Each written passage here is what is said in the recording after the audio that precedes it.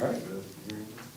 All right. First, I want to give my condolences to Sean Clark's family, his wife and his kids, his entire family, the family at UCF, the App State family. We have a lot of guys and people, guys and girls on staff that have worked with Sean. They had worked for him.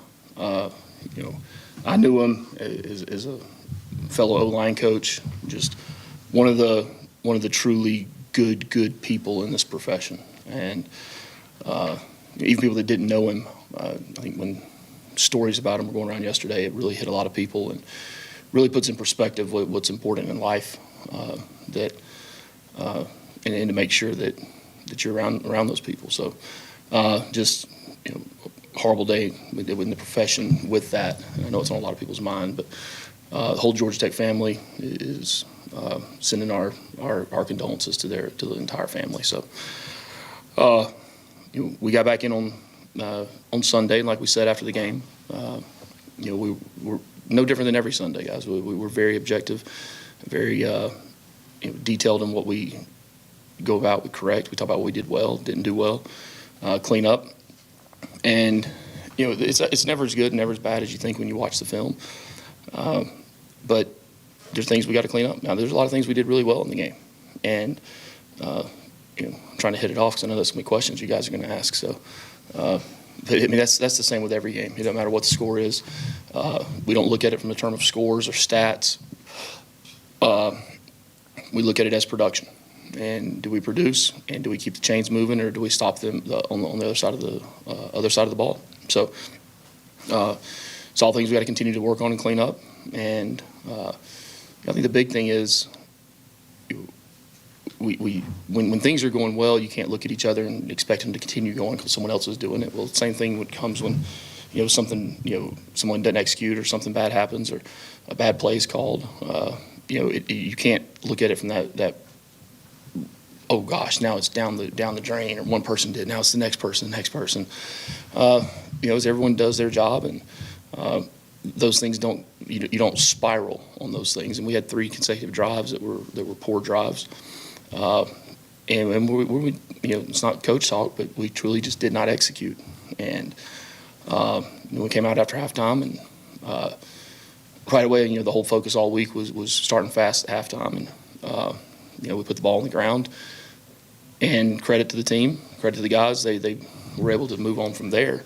But we identified some things we've got to continue to work on, and some things we got to eliminate. It's about working on things. There's things we have to eliminate. So, I thought the team came back on Sunday with a real coach me attitude. It probably as good as I've seen out of them, and really carried over to today's practice, and the intensity and the work we did at practice got done today. We know this is a huge game. It's a huge game for us. It's a huge game for them, and it's our first conference road game. So it'll be a big challenge for us. It's our 5th game. They've had I think 16 days off now since their last football game, and they've probably been working on us for the last 10 or 11 days. So we got some catch up to do there, and put a lot of eggs in the basket and get ready to roll on Saturday morning. So, any questions? Chet. You spoke on the radio yesterday about coaching Goliath and coaching David, how it's a little bit tougher. Not that Georgia Tech is maybe quite a Goliath quite yet. Yeah. We're not even close to a Goliath. But is that sort of the narrative this week, that a lot of folks are going to be coming after Georgia Tech now? Well, that was the message last week, that you're going to get 100 from everybody, and we don't have margin to let up at all. Every game's going to be a close game. That's the way we look at it, right? Every game's going to be a 4-quarter football game, and we have to be prepared to play that way. It is I think I said yesterday, anybody can coach David, but being able to tame Goliath and get him to go all the time when it's pretty easy for him most of the time, it really feeds off of a story we used last year with the same thing. So, no, and every week's a challenge, right? I love it. I mean, to be in this type of environment here at Georgia Tech, and this is something we've really craved for a long time, we've worked towards for a long time. There's a lot of coaches on staff that have experience in these types of times when the pressure's on. Man, it's a great feeling. And I told the team Sunday, pressure is a privilege. It truly is. I mean, it means y'all have earned that. And as they become used to it and accustomed to it, I mean, the outside noise starts to fade away then.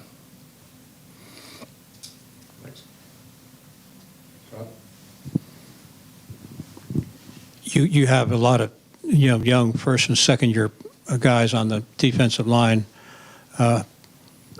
How is their production coming along, and are they progressing from game to game?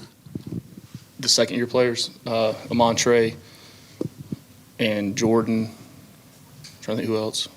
Landon. Who else would be? Say it again. Garrett. He's first year. Yeah. But the second year guys, I think they're starting to develop, and Amontre is one that's really continued to come along and improve every week. We got to continue to eliminate the things that he's not doing right, whether it be a technique flaw or sometimes stance flaw or an assignment. And so he's playing full speed 100% every time. But I've been proud of him.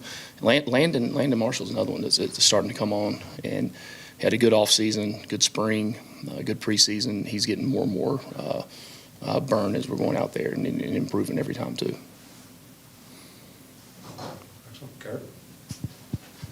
Coach, not Wake Forest related, but the ACC did move to the 9-game conference schedule. Do you have any thoughts on that, just in general? It's still 12 total, isn't it? I really don't. I mean, 8-2, 9-1. We're set up here to play a lot of really good opponents. We've got a really good conference schedule, and then we're going to continue to play really good out of conference opponents. All right, that's the name of the game. You only get so many chances each year to go out and play the game. So I want to play the best there is all the time. So. Coach Key, you won again the other day, having quote unquote lost the turnover battle, and that's I think the third time this year.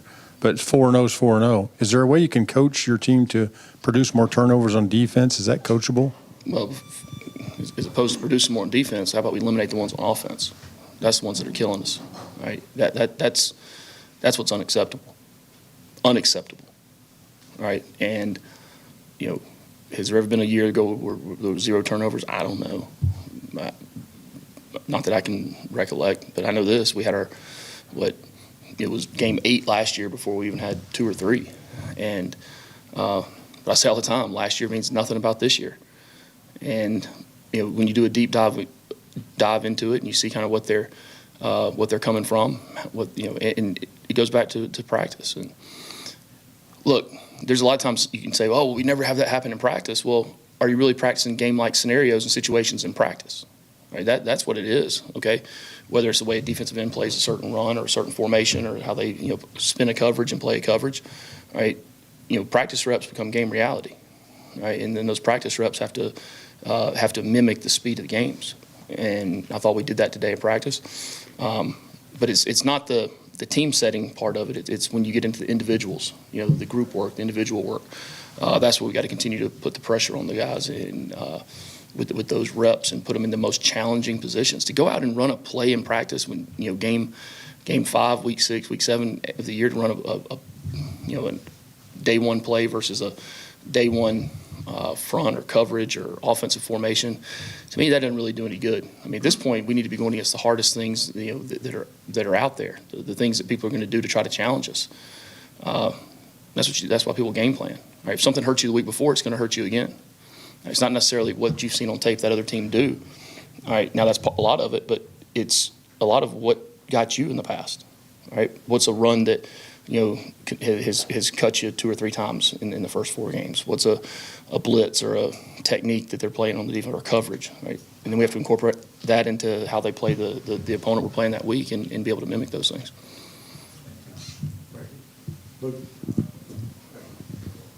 Just jumping on that point with the turnovers, some of them have been, exchange issues, high snaps at times on the zone read.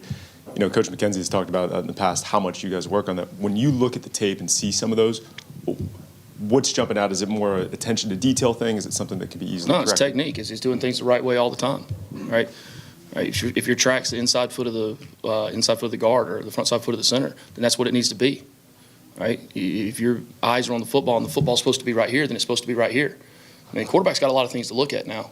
I mean, he's looking at coverage, he's looking at front on reads, he's looking at all this. So if he has to take his eye off for the football, I mean, that throws the whole thing off, right? It's not just one person. It's not just the one person that put it on the ground, okay?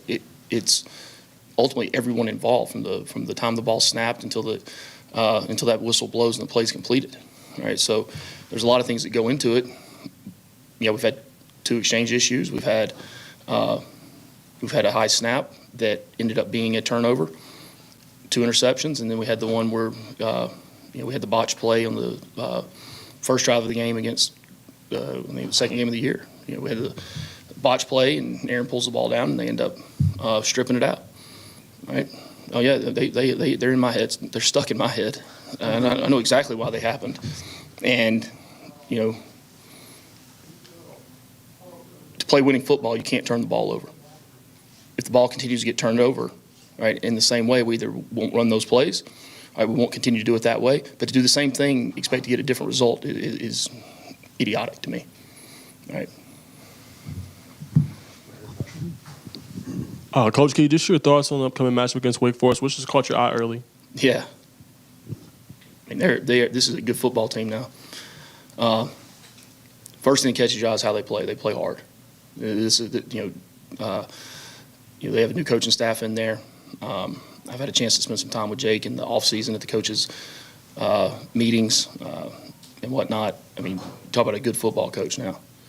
I mean, he's come up the hard way, small ball, played small ball, worked his way up through the ranks, got the head job at Washington State as the interim, had success there. 3 out of 4 years, taking bowl games. They've had quarterbacks come out of there, left and right that have had success. And then how they play on defense. I mean, you watch these guys cover kicks. You watch them, their kick returner. You watch how they rush field goals. I mean, just those things that really show the toughness of a football team.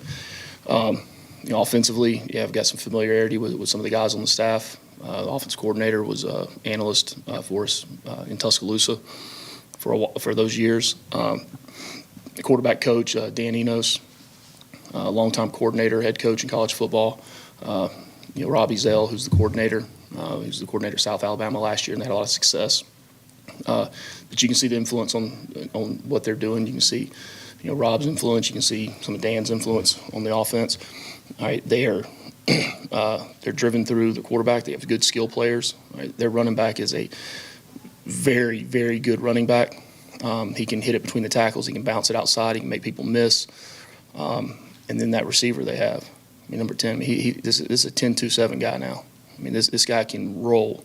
You think you've seen fast now. This dude is fast. He's also their kickoff returner, took one all the way back versus NC State on their game, their last game. All of it, what they're doing offensively goes through their quarterback, Robbie Ashford, another guy I've got a lot of that I have history with as far as knowing him from recruiting. He's from Birmingham, Hoover High School. Remember recruiting him out of high school, and he's played a lot of football. He's had a lot of snaps, and they are doing a really good job with him and playing to his strengths and what he does well. They have a really good play action game, and they're able to run if they can establish the run, get the play action game going. There's varying formations, tackle overs, unbalanced, mixing enough tempo fastballs to keep you honest. They have good receivers. Number 10, number 4. They have good tight ends that can catch the ball and be also at the point of attack. Robbie can run the football. He throws on the run. Got a really good arm. So this is going to be a big challenge for us now. They've done a really good job of putting together talent in a short amount of time up there. I've been very impressed with how they play the whole game. Their special teams are, I'd say probably one of the top 15, 20 special teams units in the country. When you look just overall teams and the rankings and how they go, that's going to be a huge matchup for us. I think it's going to be a very even matchup, and that's going to help determine the football game or special teams. It's something we've taken a lot of pride in. We've done well this year, but we've got to be even better this Saturday. We do. Defensively, they play a lot of fronts. They move. The guys inside are low center of gravity guys. They play with power. They can push the pocket. They can flat wall the run. They have one of the better safeties, I think, in the country. Stout middle linebackers that can run sideline to sideline. This is a well put together football team, right? And I've been very, very. I wish we didn't have to play them. I'm sitting here, complimenting them, but when I turn on the tape and I see teams play the game a certain way, right, it excites me. It really does. And major props to Jake and his staff and what they've been able to do in such a short amount of time.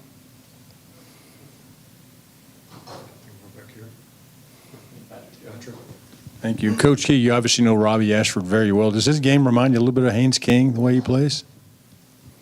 Never thought about that. I don't know, one's from Hoover, one's from Longview. Different parts. No, but he's an athletic guy. He can run.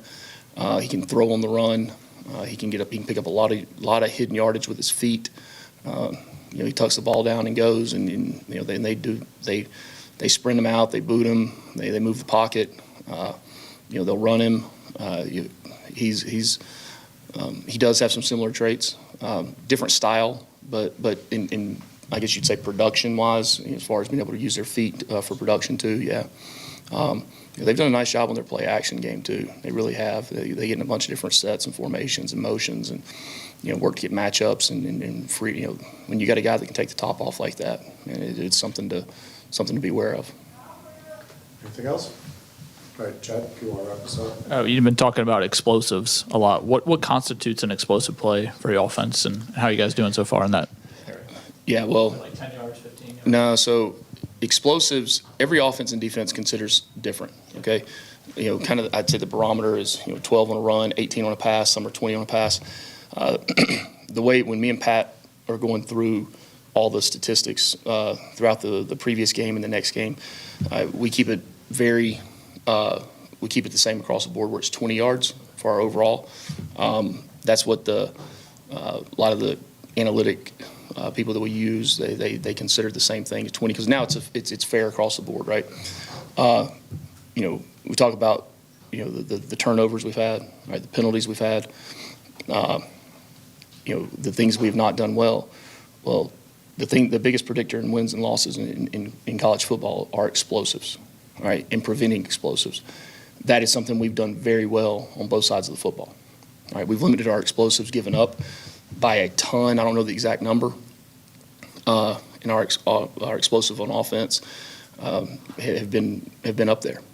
All right, so that is something that we've done very well. Right? We've got to continue to do that well. When you emphasize one thing, you're going to give up a little bit in something else, right? But it can't be a total sacrifice of the other just to do the one thing. So we've got to improve in the other areas, but we've also got to continue to do that well. Okay. Thanks, everyone. That's it. All right, thank y'all. Go Jackets. Okay, Coach. Appreciate y'all more than y'all would ever know.